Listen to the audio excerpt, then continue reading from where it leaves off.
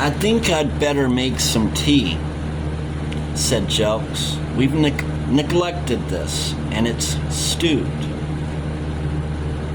Not that stewed tea would have troubled him in the ordinary way, provided it was hot. And the teapot on the side hob was practically boiling. But he wished to have a chance to do a little thinking before he committed himself in words to the psychological box of tricks sitting before him on his broken down sofa. He pottered about in the kitchenette, boiling a kettle from cold on the gas ring instead of using old black Suki sitting on the hob, as was his usual economic habit. It certainly needed some thinking out.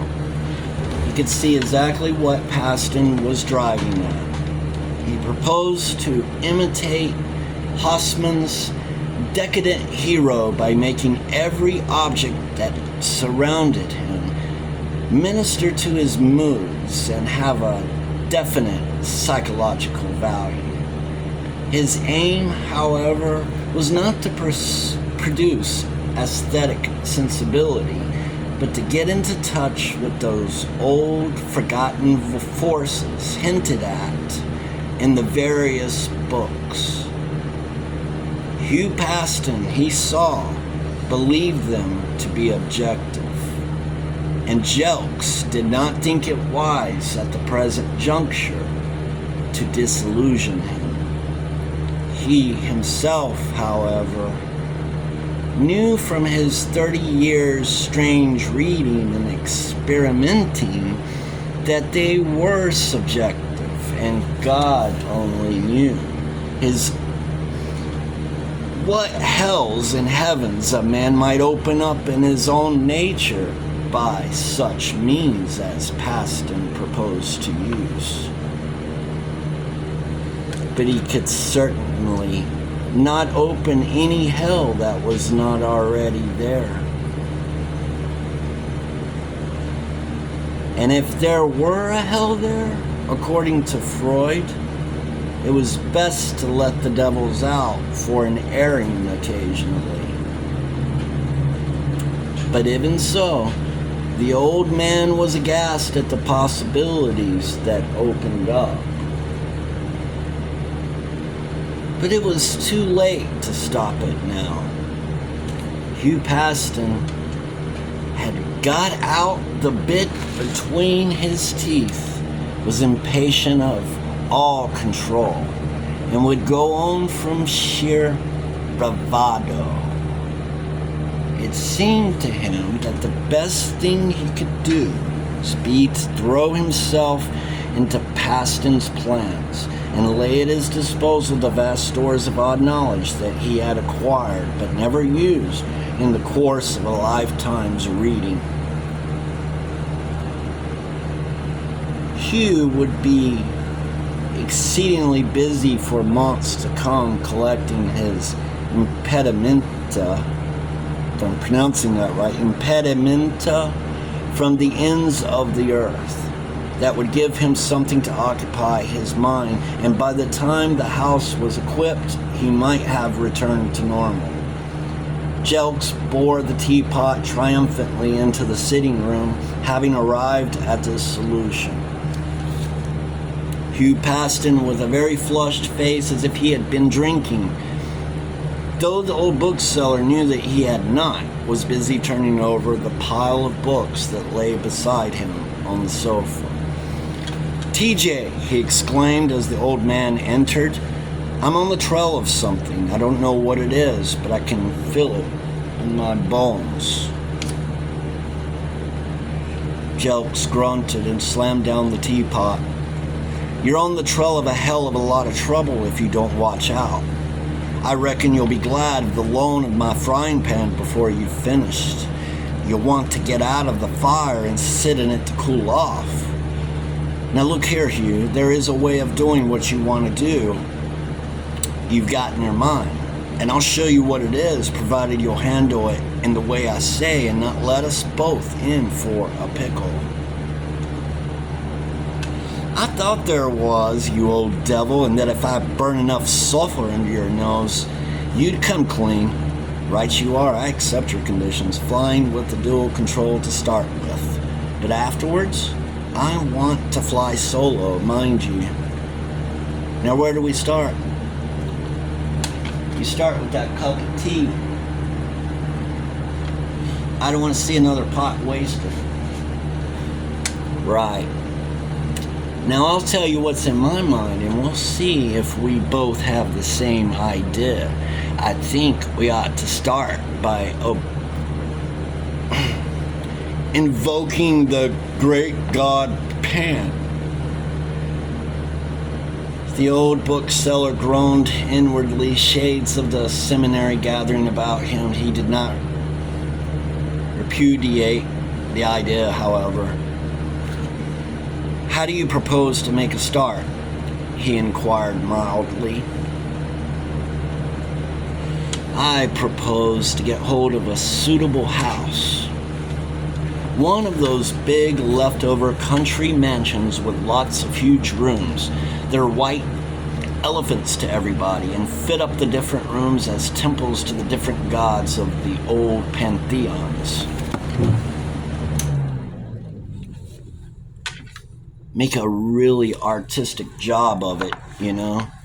Have some first-class frescoes done and all the rest of it. And I'm inclined to think that if we make the temple ready, the god will indwell it. And we shall begin to learn something about him or her. The old bookseller groaned again. Now, TJ, I'll provide the wherewithal. It's about the only thing I can provide. God help me if you'll provide the ideas.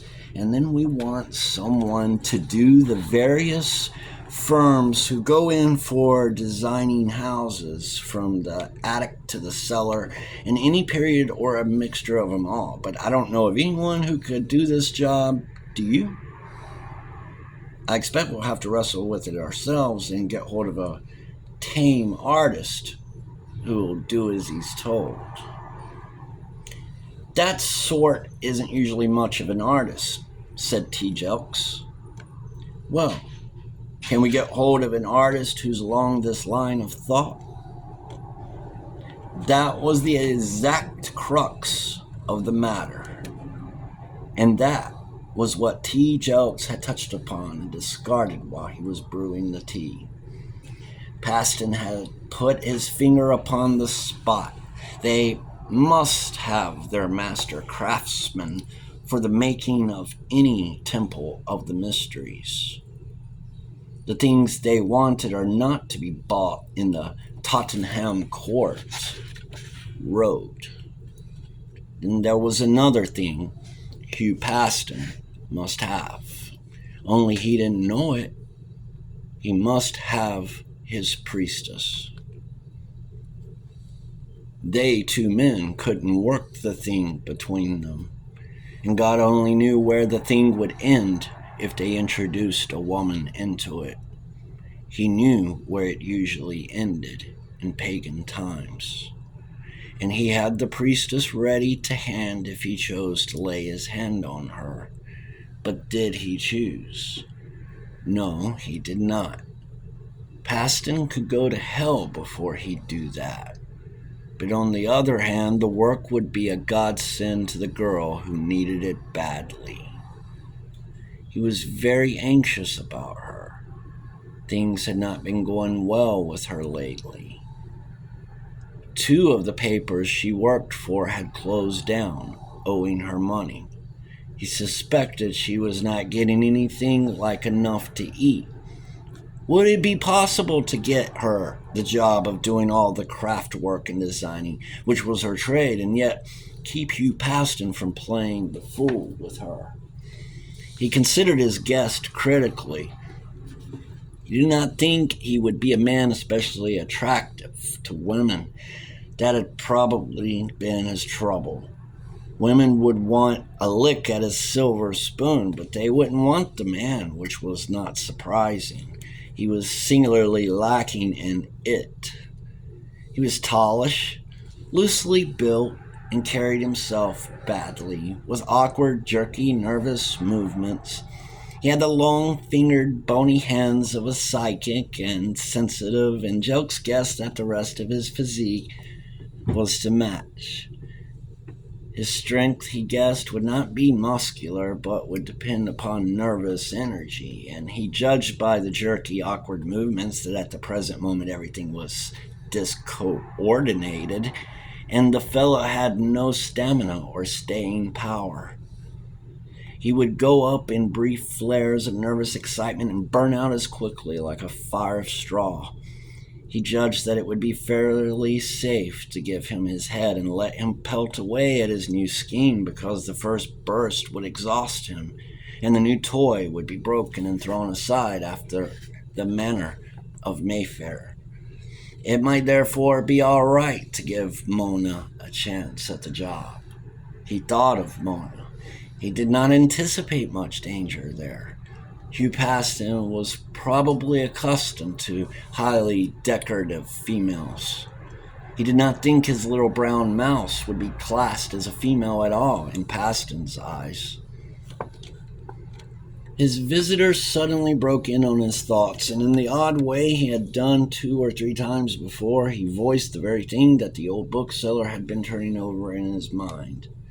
"Jokes, can we run this show with men only? Just you and I, or shall we want some woman?" Jokes grunted non-committedly. "Got your eye on any women for the job?" "I know of plenty who'd like to join the witch coven when we get it going, but I don't know of any who'd be any use as priestesses. But I know various folk connected with the stage, and I thought we'd probably be able to find a young actress of the right type. One of these classical dancers, and teach her the job, and she could teach the others." Jokes heaved a sigh of relief. That solved one of his problems anyway. "If you can find the right sort of priestess, I think I can lay my hands on the right sort of artist." "That's fine. I really feel we're getting underway, TJ. I'll be a different man if I have something to do, and feel that I'm really getting somewhere instead of chasing my tail in circles down the arches of the years. Now then, let's get down to practical politics. What's the first move? Find a house?"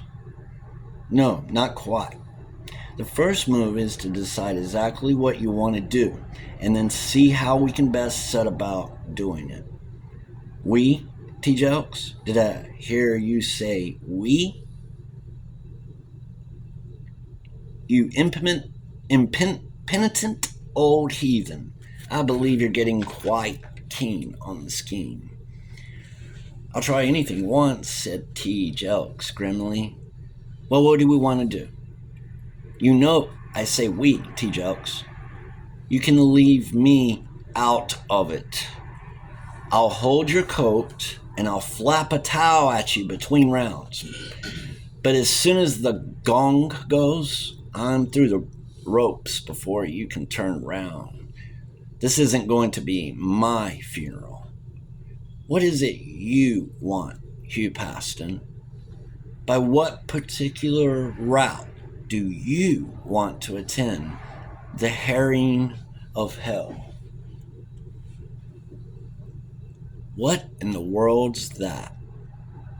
Don't you know that King Arthur, in the days before he was taken on as a Christian king in an idyll of chivalry, set off with his warriors to harry hell because the devil had overstepped the limit? And they chased all through hell and upset everything, and Arthur came away with the devil's big cooking pot tied on behind as his share of the spoils. And he gave it to Caerdwyn, the Celtic earth goddess, and she minded it over a fire that never went out, high up on the flanks of Snowdon. and it was an inexhaustible source of supply for all and sundry. However much they ate out of it, and whatever sort of parties author gave, the cauldron always filled up again, and everyone found it contained his favorite recipe. Then, when Arthur was duly whitewashed, when civilization began to be the vogue, he became the very perfect Christian knight and model chivalry, and the devil's cookpot that Caradwin used to mind became the Grail. You do take the guilt off the gingerbread, TJ. Well, my lad, you can trace that story every step of the way through Celtic folklore and literature. Are you suggesting that future generations will canonize me? No, I wouldn't go as far as to suggest that. You're more likely to end up on the same grid as Simon Magus, to my way of thinking. What I mean is this: if we're lucky in our herring of hell, we may get away with the cookpot. That's all Greek to me, TJ. It's meant to be, my lad, at your present stage of development. You're an irritating old cuss, I must say. You try me sorely. If you never get anything worse than me to try you, you won't do too badly, laddie. Now tell me straight, where are you trying to get at with your invocation of Pan and all the rest of it? Well, it seems to me, TJ, that if I get Pan, I'll get all the rest of it. Now don't think that I'm suffering from delusions. I know perfectly well that no cosmic billy goat is going to materialize on your hearthrug.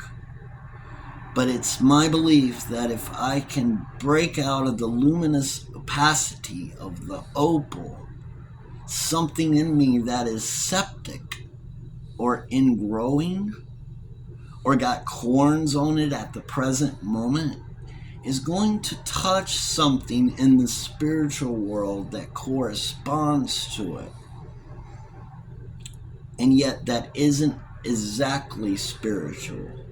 I don't want anything spiritual. It isn't my line. I had an overdose of it at Oxford. What I want is that something vital, which I feel to be somewhere in the universe, which I know I need and which I can lay my hands on. It was that I went over to Paris after when I didn't find it in my marriage where I expected to find it.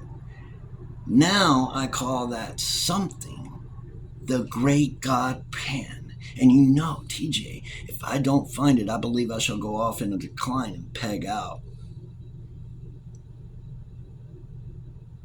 The old bookseller looked at him intently, with his light brown eyes under their sandy brows.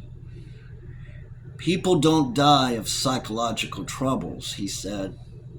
Don't they, TJ? Well, I don't intend to live with them, I can tell you that.